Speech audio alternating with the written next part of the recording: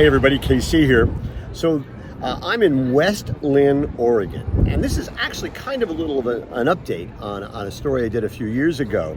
And basically, in West Linn, there was this old, dilapidated garage service station that had been sitting just on the outskirts of downtown for many, many years. And people hated it, it was terrible, it was unsightly, and it was just sort of a little blight on the town. And when I did a story about it, it was how the people who had bought it were going to convert it into what they saw as being sort of a modern iteration of a convenience store. I think they planned to have some gas pumps, but mostly what they were going to do is they were going to focus on having a really kind of cool convenience store.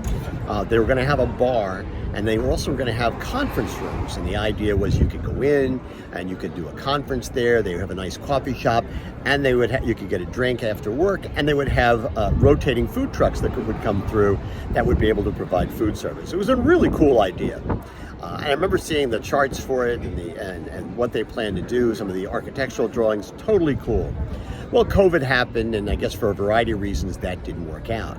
But this is the location, and now it's called the Willamette Garage. And this is really fascinating. And they've sort of kept the idea of the bar and the food trucks. There are about 8 food trucks here. And it is just a thriving little food area. A friend of mine who lives in West Linn said it was sort of the living room of the town. And it is absolutely cooking in terms of tons of people here for lunch.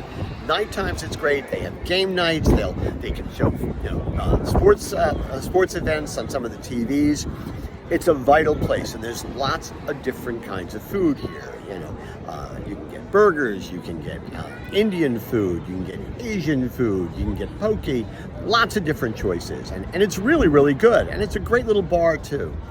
And to me, this is just such a great example of what retailers can do to build food-centric businesses. They could have turned this into a traditional convenience store, they could have turned it into a traditional supermarket, but instead they did something really, really special and differentiated.